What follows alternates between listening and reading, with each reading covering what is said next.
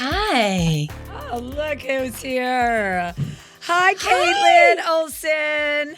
Oh my God, I can't believe I've never met you before. This is crazy. I know. I was watching you in High Potential the other night doing your detective work, and I was like, I couldn't figure out. I'm like, have I met her and not remembered? And I'm like, no, I would remember your energy because I love your energy. Every time you're in a scene, in any of the things that you do, you light up the room. And that is just You're like, so sweet. no, I mean it. I mean it. You're just so light filled. And I just love that about you. So congrats on being light.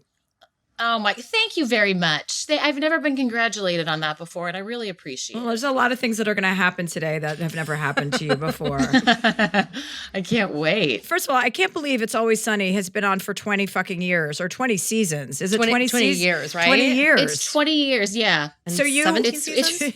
that's crazy. That's like 2 lifetimes of television. It's getting weird. Like for a few years ago, it was exciting. We're like, oh, we're breaking records. And now it's like, well, now we're just old and weird. Yeah, it is. It's probably, I mean, I'm not saying it is getting weird, but I can understand what you're saying about it getting weird. I mean, I think the main reason you have to be always grateful to that show is because you met your husband. So like, if it weren't for that, then you can't have any mixed feelings about that. I have zero mixed feelings about it. I met my husband. I've got 2 kids. It's the best thing that ever happened to me. But also, you don't want to overstay your welcome. You know what I mean? So at what point am I like, I should probably Irish exit? Should I just leave the show and not tell anyone? Oh, I didn't know if you were talking about your marriage or the show, but copy that. Either way. They both would be very exciting and a fresh start. You guys met the first year and you obviously hooked up right away. Is that right? Or you tell us what happened? I mean, in the scheme of things, it was right away, but it felt like a lifetime. He loves the story that I definitely was interested in him and took every opportunity to be at a party where there was alcohol to find myself like touching him with some part of my body, just getting really in his space. And he was like, okay, this is unprofessional. And I was like, excuse me, I'm flirting with you. And I didn't understand it. And then I hammered him with it, you know, and then you hammered on him. the alcohol. Right. Yeah, and then I hammered him. Well, he hammered you. In the end, he hammered Yes. me. Let's just be very clear. There was a flip that switched. My friend said that to me the other day. I was staying with my friend Kat, and she's like something like, oh yeah, something like, did you ever bang that guy? I go, what? Who talks like that? I go, first of all, I go, bang him. And she goes, yeah, you never say bang? I go, no, I don't. I don't ever say that. And by the way, you're the one getting banged. I'm not banged. She goes, that depends how you look at it. I'm like, well, I'm definitely not banging men when I have sex with them. They're banging me, thank you very much. So your husband's Rob McElhenney, right? But he goes by Rob Mac now. Did he change his name? He made a big thing about it. He changed his name and now he's Rob Mac, and I have 2 kids who are stuck with McElhenney, so we don't talk about it. Well, he was actually originally Rob McElhenney III. So your kids, right? Isn't that his real name? There's a whole thing. His name has been a subject of great grief for him our entire marriage, and I think his entire life. There's a lot of misunderstanding. I think on his birth certificate it's just Robert McElhenney, but they put a space between the Mac and the Elhenney, I think accidentally. And so that's been really fun for me, trying to figure out because I have that technically as my last name. I don't use it, but it's like on my passport and stuff. But then his dad and his grandpa were Robert, but they have middle names and he doesn't, so he's not technically a third. But I don't care anymore is the point. I'm bored. I just bored myself for the last 30 seconds trying to, who cares? Rob Mac, that's his name. It's easy. He's great. Again, we're stuck with McElhenney, but that's a subject for another time. So how did you keep it a secret from the other cast members until you decided to go public with your relationship? Well, we were just in our trailers a lot. And I don't know. We thought for sure that they were going to find out because we thought it was really obvious because we were being very flirty. And we would travel for work back then. This is before we had kids. So we would be staying in hotels in Philadelphia and New York, and we'd always end up in each other's hotel rooms and like getting off on the wrong floor with 2 cups of coffee and be seen by them and be like, I don't know. I'm not great with floors. I don't know. They had no idea though. We kept it secret for a whole season. Wow, well, that's impressive, which felt like forever. Especially in Hollywood terms. You know what I mean? Those things are pretty obvious. Staying together for a whole season is impressive. Well, staying together for 20 seasons is even more impressive. I know. I read that you went to a baseball game while you were in labor. Well, I was planning a home birth. Listen, I apologize already. This is going to be irritating. I was planning a home birth. So my midwife was like, you're going to go into labor. You're going to go for a walk. You're going to go grocery shopping. You're going to be in public so that you can't have a meltdown. You're going to pull your shit together and you're just going to walk around. We're not going to lay down on a bed. And so I started feeling like I was having contractions and we were supposed to go to this game. And I was like, you know what? I'm supposed to go on with my life. Let's go to the game. So we climbed in. I folded myself into he had that original Tesla that looked like a little toy car that was like 6 inches above the ground. I folded my body into that and we went to the game. And I think I made it 7 innings, something like, I don't even remember. But at a certain point, I was like throwing up and having diarrhea in the bathroom. And I was like, probably time to go. And then what happened? Did you have the home birth? I did eventually. Yeah. At some point the next morning. Did you have both of your kids are home births? So I got pregnant the second time and I was like, oh no, I probably have to do that again. So that they don't like find out and that turns into a therapy thing. Like, well, why'd you have me at home and then go straight to so I decided to do it again, not because I wanted to. And 3 days into that one, I was like, I fucking hate myself. I hate midwives. I hate babies. I hate everyone. And I had him at home, but 3 days into what? What do you mean 3 days into it? I was like 2.5 days of labor. It was a lot. It was a long time. The second one I thought was going to slide right out. That's what I was promised. God. What a nightmare. 2.5 days of labor. You were laboring at home for 2.5 days before you had the baby. Yeah. At one point, we drove over the canyon behind garbage trucks because it was garbage day in the backseat of my midwife's Prius to go to the gynecologist to check something out just to make sure. And everything was fine. So then we drove back over the canyon. It was a lot happened in those 2.5 days. Oh. Not a baby coming out. Wow. Yeah. Tell me what playing the character you play on Hacks has taught you about being a parent, or what has it taught you not to do about being a parent? Yeah. I don't know that I'd take any advice from DJ. I love her, but listen, DJ, I think, is going to end up being a real good mom because she's just going to look at whatever Deborah did and do the opposite. Which is always a good pointer. When you have great parents, it's impossible to replicate that exactly. But when you have bad parents, it's almost a natural instinct to do the opposite of what they've done. Yeah, what a blessing to have a horrific childhood, you know, because then you know exactly what not to do. That's a great way to look at it. I want to know how you managed to be starring in 2 shows, also on Hacks. Who's your agent? How are you able to negotiate these kinds of deals? The good thing about Sunny is that we don't have a set time of year that we shoot it. We kind of shoot it whenever everyone's available, so we can move that around and sort of make it work. This is my second year of kind of working literally every day nonstop. It's starting to get to me. I'll be honest. It's a lot of work. You know what it is? It's a lot of work, and it's working through now a second spring break and a second summer break for my kids. So I kind of feel like I should probably be going on vacation with you guys at some point in the next couple of years, right? Absolutely. Especially because High Potential is essentially a procedural. So that's a lot of hours. It's a lot of hours. Yeah. I want to know about like the most fun memory or the most fun day of shooting that you ever had on It's Always Sunny. People ask this, and first of all, I can't even remember all the episodes, but anytime I'm like lit on fire or I'm addicted to drugs or I've been thrown off a building, those are always the really fun ones. You read it. I love when people are like, do you ever read anything? And be like, absolutely not. I'll never do this. I was like, no, who's that asshole? If they write me like big funny stuff, I'm so excited. There's a lot of fun like stunt stuff that I get to do on Sunny. There was the one where Dee drowns in a bog. That was horrible. That was at like 2:00 in the morning. Anything like that's insane. Yeah, well, I think that's what comes through when I'm talking about your ebullience. I'll use that word, my favorite word. Ooh, I don't know what it means, but I just inferred, and I think I get it. Yes, that comes through in your willingness to just kind of be silly and outrageous. You know, like it's when people take themselves too seriously, you don't see that kind of shine through. Effervescence. Yes, an effervescence. Thank you. You're so welcome. Who's more vain, you or Rob? Me. He's not that vain. No. There are other men on my television show that are a little bit more vain. Do you want to name names? Glenn. What about your kids? Do you let your kids watch any of your shows? Or are they too little? You know, No, they're not. They're 13. My older one just turned 15, and he has been sneaking Sunny scripts since he was about 7 or 8. We'd find him in bed reading Sunny scripts, and we were like, well, this is bad. And then a few years ago, he started we would show them different chunks of episodes, and he's just obsessed with it. And now it's off the rails. He's seen every episode. He thinks it's amazing.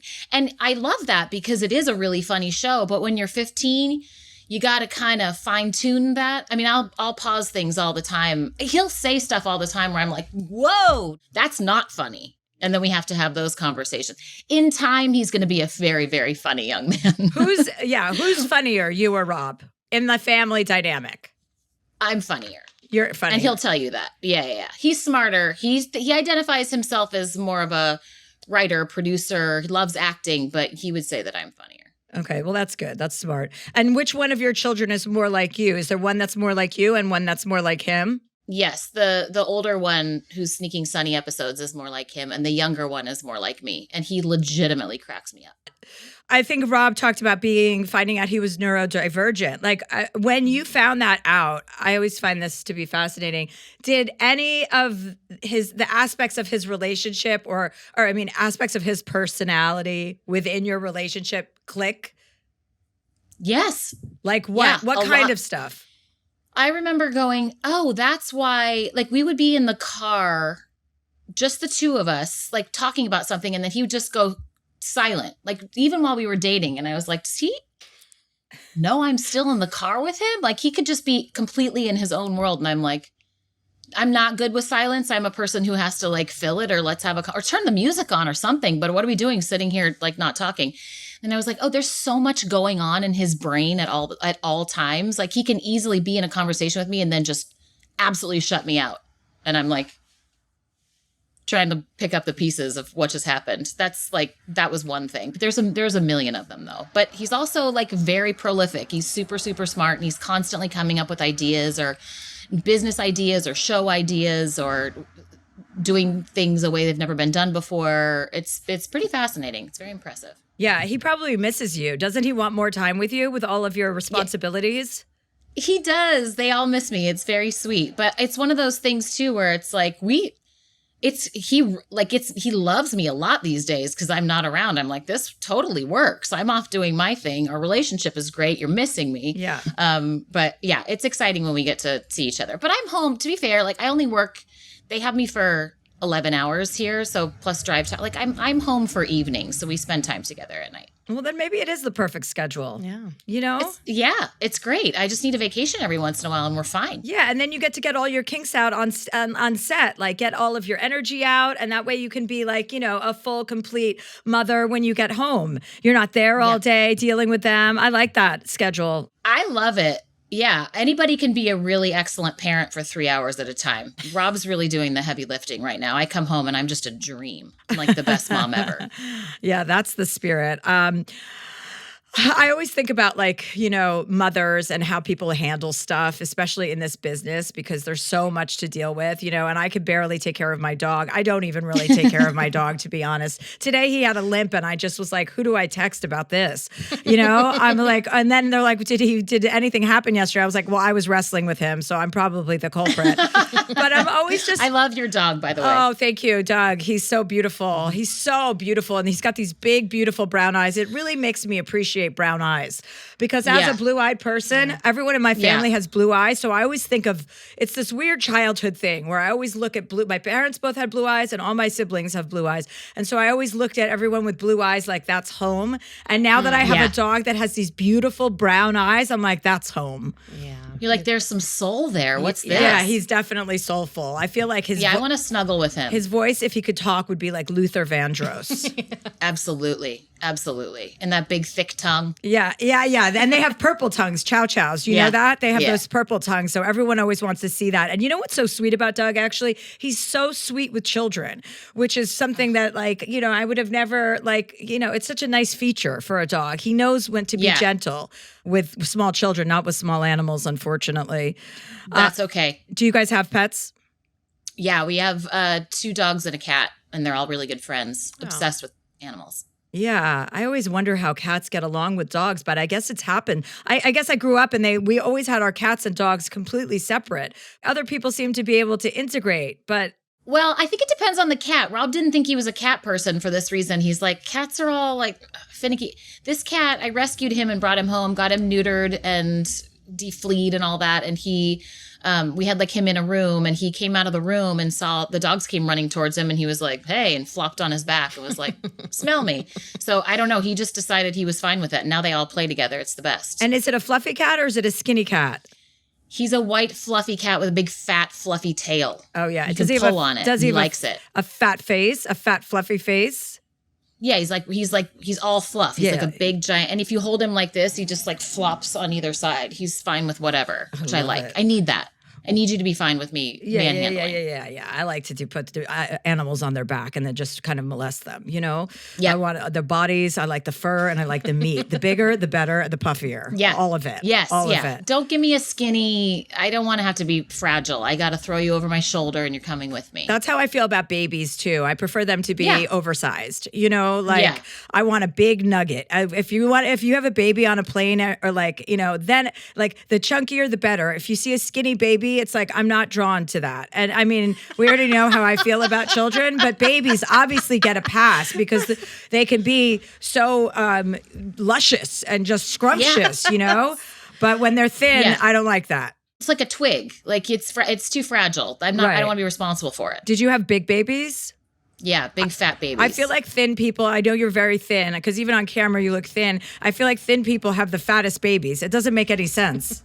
I don't know how it happened, but yeah, they were both almost 9 pounds. Oh, God. Those are big babies. Yeah. That is a big baby with your home birth, with your 2.5 day home delivery system. Yeah. Let me be very clear. It was terrible. Bad idea. We're going to take a break and we're going to be right back with Kaitlin Olson to take some callers. Okay. And we're back with Kaitlin Olson, she's on Hacks. She's the star of High Potential and she's on It's Always Sunny in Philadelphia. So you really can't miss her. Kaitlin, what was the best, before we take a caller, can you think of the best career advice that you've ever been given? You know what? The best audition advice, which is basically career advice for me, was to make it your own and stop reading all of the character descriptions so perfectly and trying to be exactly what you think they want because they don't even know what they want. Just read the material, make the material as good as you can in your own voice and switch it up. Just make it your own and then go in and have fun. And that was very freeing once you stop caring about like, oh, I wonder if they're going to want this. They don't know what they want. They just want you to come in and be good. That was the best audition advice I got. And I still do it. And yeah, you have to own what you're doing, right? You have to make it your own and you have to make it personal to you. And that's kind of the only way to set yourself apart in any sort of creative, I feel like, any sort of creative medium. I think it absolutely, you can use that across the board. Just do what you want to do. Be the best version. If people like it, great. If they don't, great. It wasn't for you anyway. You can't cram yourself into a box. Okay, great. All right. Well, are you ready to give some advice? Yes. Excellent. Good. Always. Me too, sister. So our first question, this one's just an email, but this comes from Nicole. She says, Dear Chelsea, I'm writing in with a bit of a unique circumstance and would love some guidance on this. I'm recently divorced, and it's as amicable as it could have been. We share twins and co-parent great. I kept my married last name because I hated my maiden name. I'm a veterinarian, and everyone in town knows me as Dr. Ex-husband's last name. That name is my kid's last name, too. My ex was totally fine with me keeping the name and using it how I wanted, even in our separation agreement. Now comes the tricky part. My ex never wanted more kids. But I do. I'm in the process of freezing eggs and hope to use a sperm donor before I'm all dried up and my clock is ticking. I just turned 41. My ex is supportive of this. But do I give the potential new baby from donor sperm the last name of me and my kids? I feel weird, not that my ex will mind too much, but I'm also thinking of his very traditional family who may find it offensive that I'm giving their name to a child that's not biologically theirs. That said, I want this child to share my current last name and the name my kids all have. Any advice? Nicole. I mean, that is your last name. When people divorce, does the husband have to give it back. permission to give your name to keep your name? No. Like That's not an engagement ring. Yeah. No, that's your last name. And also, who cares about the ex-in-laws? Yeah, Keep the name. Exactly. Who cares about the ex-in-laws? I was going to say you could ask them, but then I thought, no, wait, why even bother asking them? Who gives a shit? Also, we're never talking to them again. Yeah, and you also don't need. You want your kids to all have the same last name. Yeah, that's your. They're siblings. That's your argument for that. If anyone comes to you or comes for you, I should say, about passing that name along. Yeah, especially if the ex-husband is okay with it. Yeah. That's easy. All good. That's solved. An easy one. Problem solved, guys. That was You're easy. welcome. All right, Nicole. Good luck, baby dust. Our next question comes from Redneck Kitty. Oh. She says, Dear Chelsea, my name is Rachel, but my DJ, producer, entertainer name is Redneck Kitty. I'm 31 and I started DJing when I was living in Australia at the start of COVID. I was a COVID DJ. It's a thing. I'm single with no kids. 9 years ago, I lost my brother and partner, and that cracked me open in a very YOLO way of living. I traveled the world, stripped to fund my dive trips, and went on skiing and climbing adventures, went from mansions to dumpster diving, and had all sorts of wild adventures in between. Wow. Therapy eventually reminded me that I might live longer than tomorrow, so maybe I should plan a future. After being at my soul's end with stripping last year, I was messaging ChatGPT about switching careers, but decided first to consult Mother Aya, and she was very clear. Music is my path. So I gave up stripping after 9 years to pursue music. Luckily, I've saved smartly, and along the way, I met a couple sugar daddies who believed in me enough to give me some cushion to focus on my art. Now I've moved across the country to study under a legend in the electronic music industry. I'm in school, and I love what I'm learning. But here's the problem. There's still this gremlin in my head screaming, who are you at 31 to suddenly decide you want to be a DJ? You're too old. It's a stupid choice. You'll never make it. You'll be a broke, struggling artist forever. I should have started 10 years ago. Pursuing art feels scarier than free climbing a cliff without ropes, and I'm terrified. So here's my question. How do you draw from that deep well of self-belief and confidence? How do you drown out the gremlins when your heart knows what it wants, but your head just wants certainty? Is this a stupid idea? How do you trust yourself when your path isn't normal? Any advice on pushing past the fear and owning my space would mean the world. Redneck Kitty. Hi, Redneck Kitty. How are you? Hi, I'm good. I'm actually just like so excited right now. This is our special guest today. Kaitlin Olson is here. Hi, Kaitlin. Nice Hi, to how are meet you? You too. Oh, I love your story. What a nice adventurous life you've lived, and you're only 30. You have 2/3 of your life left to go. And by the way, maybe more than that, because they say if we make it through the next 10 to 15 years, you can extend your life until you're 150. I don't know who the fuck wants to do that, I but think I'll tap out before then. yeah, I know. I mean, who could afford to do that? I think, listen, we all have those voices in our head, right, Kaitlin? I mean, we all kind of don't know what we're doing or not certain of what we're doing. The proof that you have is that you're here and you got the choice to do what you wanted to do, and you got yourself all this way so far. You're 31 years old. You're not too old for anything. This is the beginning of a new adventure. You've got yourself in a situation where you can actually choose what you want to do. That is so powerful. I think it's just like, I don't know, I kind of get in like the comparison space, like, which I know is like comparison is a thief of joy, but like I compare myself to all these like musical prodigies who like started when they're 18 and or even you, like, you know, you kind of like knew since you came out of the womb that you were like destined for greatness. Like you were like, I'm above all of you guys, you know? And I was like, I kind of like a late bloomer in this of like, I don't know, realizing my path. And so I kind of like get in my head about it of like, because I didn't know sooner that it's not right. And I don't know, that's just kind of like what I get in my head about. And like, you talk a lot about wanting women to know they have like this deep well of resilience and strength and confidence that they can call on. And I'm just like curious, like maybe like more practical tips on how you actually do that.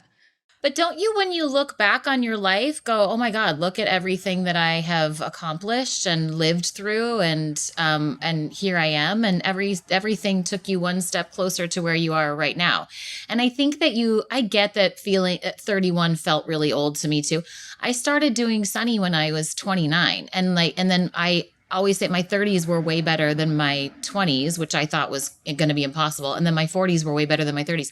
You're just getting started. And I think practically, when you look back and you go, look at everything I've survived, I'm sure you've been through a lot more than what you have written out in your email. So you rely on that stuff and you go, look at me now. And you're so charismatic and beautiful, and what do you have to lose, Yeah. Thank you. That's really nice. Yeah. And also, off of what Kaitlin just said, a great exercise, and this is in that book David Hawkins wrote that I always talk about letting go, is writing down all of the things that you have accomplished.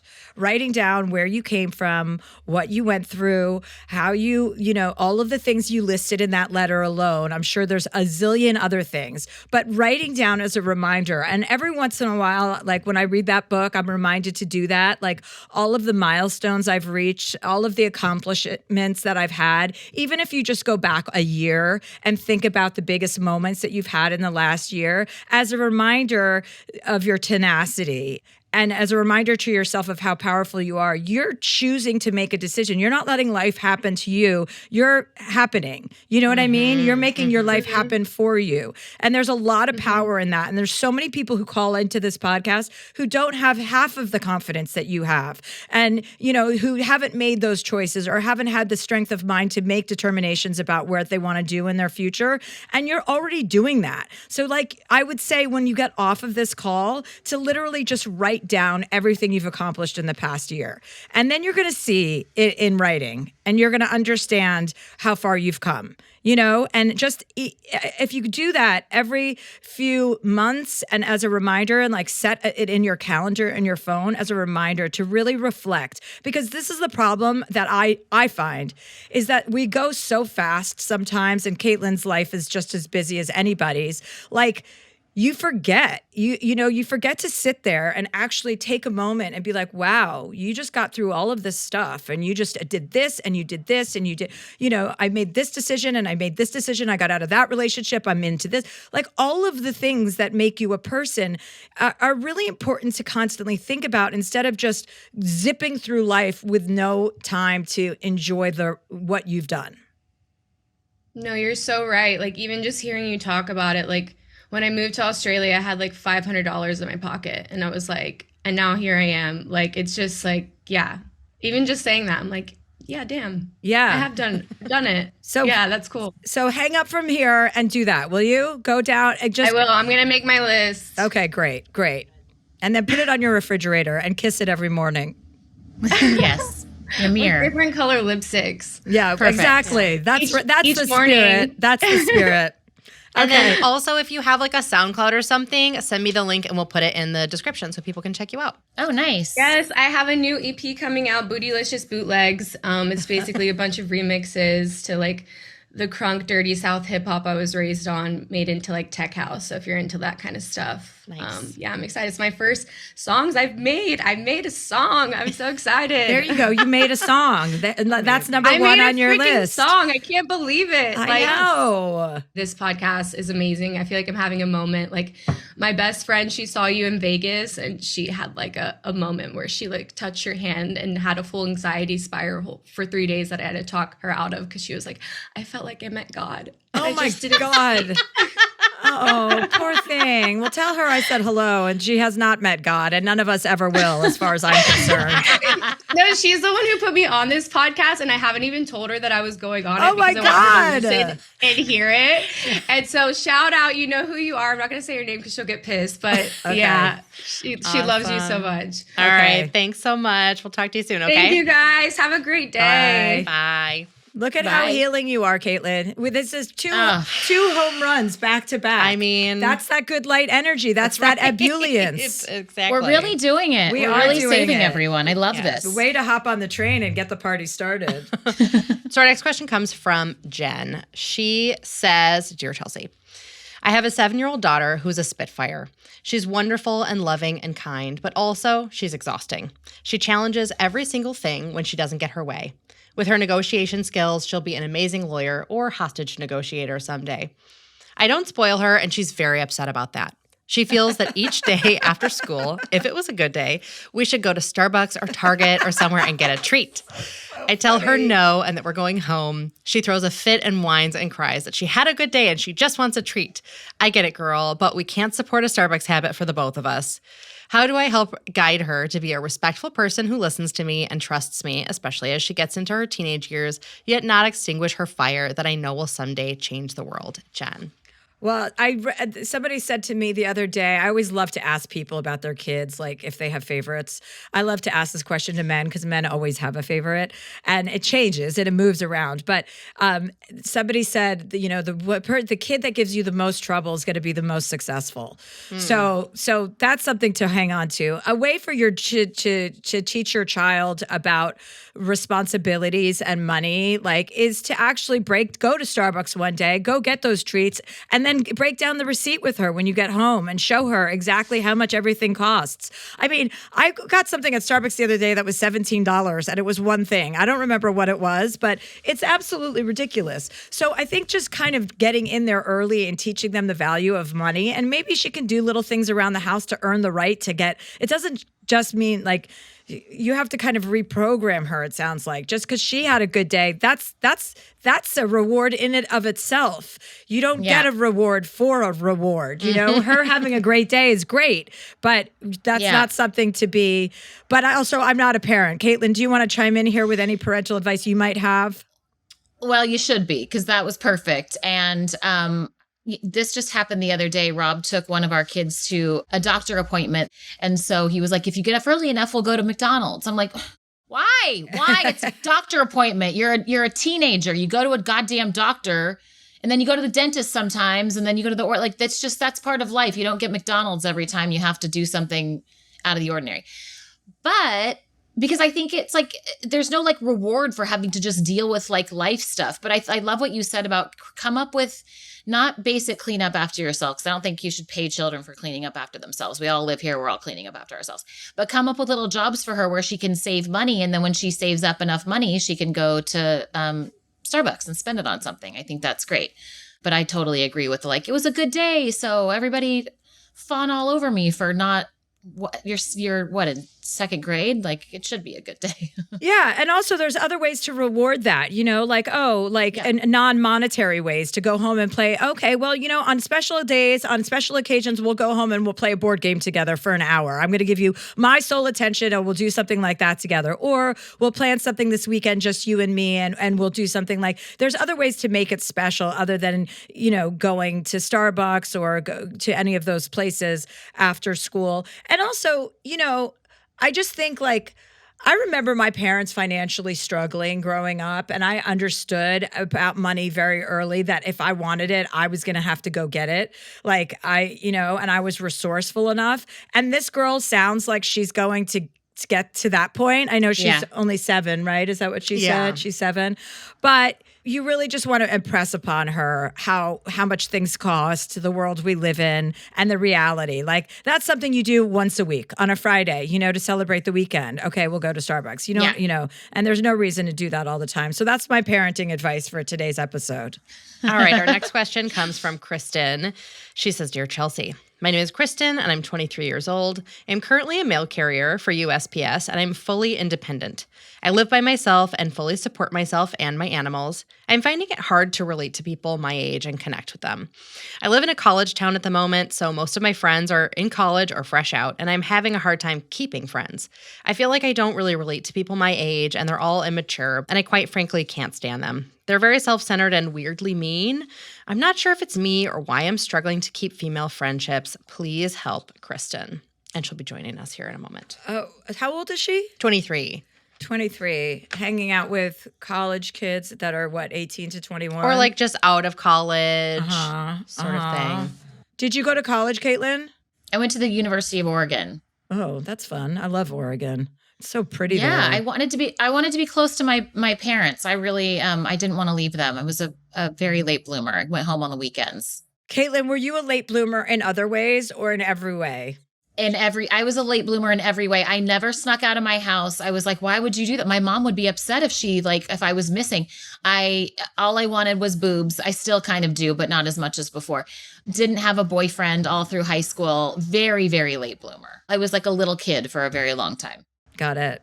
Hi, how are you, cutie pie? I'm good. How are you? You're so cute. Look at you on your So job, sitting on your. I'm so sweaty. Oh, that's okay, honey. We're all sweaty. I'm going through menopause, so I'm sweating too. So you're hanging out with younger people or people your age? Yeah, I hang out with a lot of older people. I just turned 24 Okay. and I can't seem to keep friends my age. What happens? I don't know. They ghost me. I just had a friend recently. She just unadded me on everything and I don't know why. Oh. And I don't want to Ugh. reach out because she clearly doesn't want to be talking to me. So I'm just not sure why. I connect with older women a lot better, like 50s, 60s. I just get along with them better and it's easier to maintain relationships. But I want friends my age to like hang out because I'm the same age as their kids.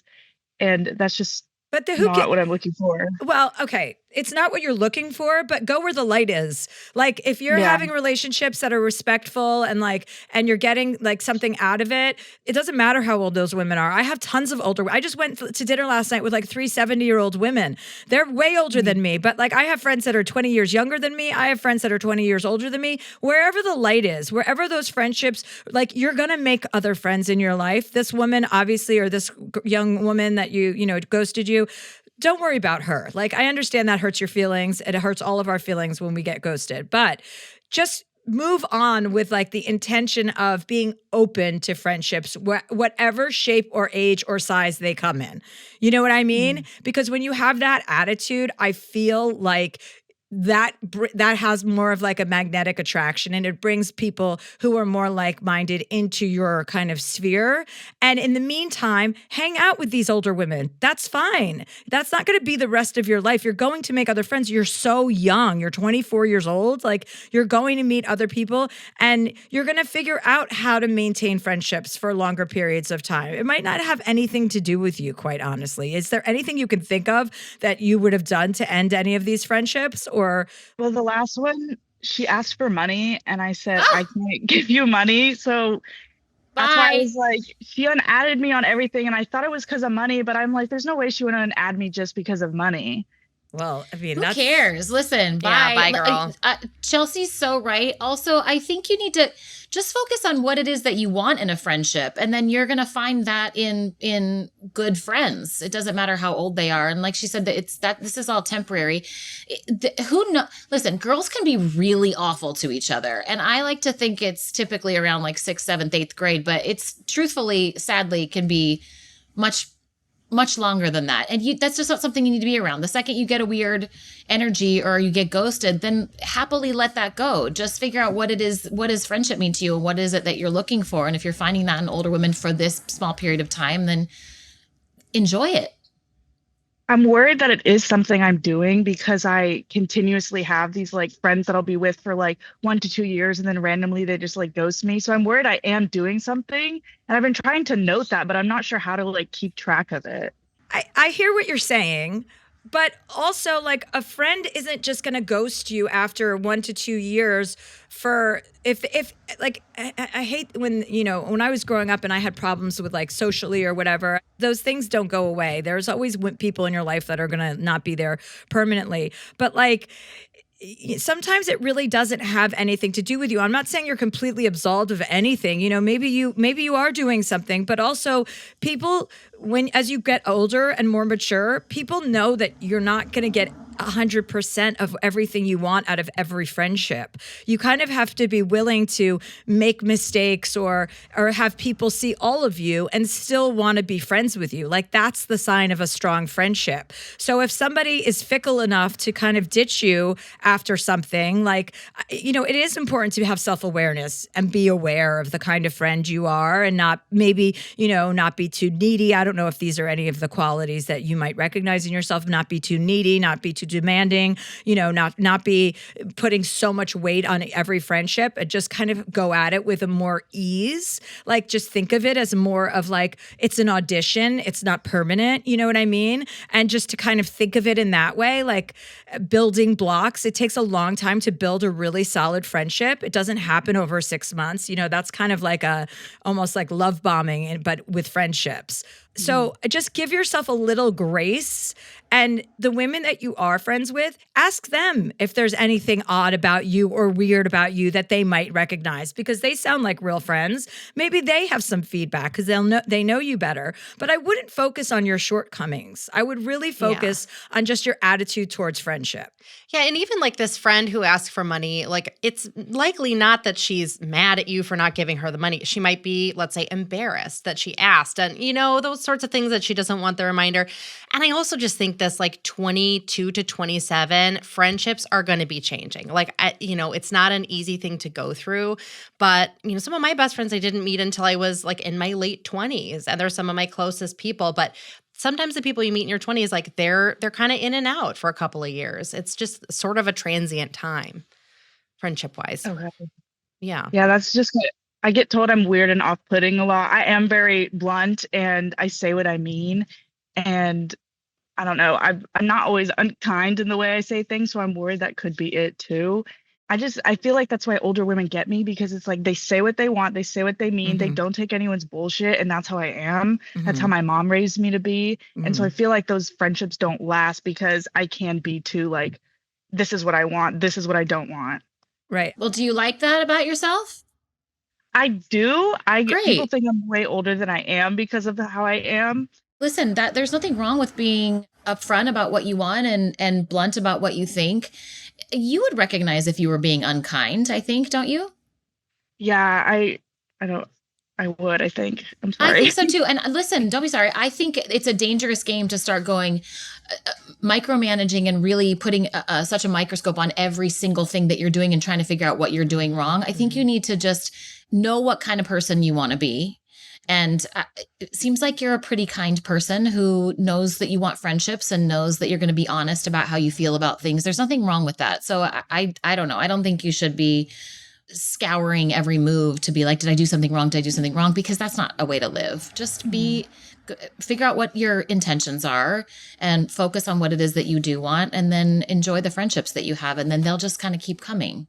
Okay. Yeah. Thank you so much. Don't edit your personality. Yeah. Being blunt and being direct, you're going to find your people. I promise you. Yes. You will. And we like your energy. Yeah, I'm into it. Thank you. All Maybe right. we'd be friends. Yeah, you're Chelsea Handler approved. Exactly. Oh, yeah. All Thank right, you so much. Kristen. We'll Thanks, talk to you Kristen. soon, okay? Check in with us, all right?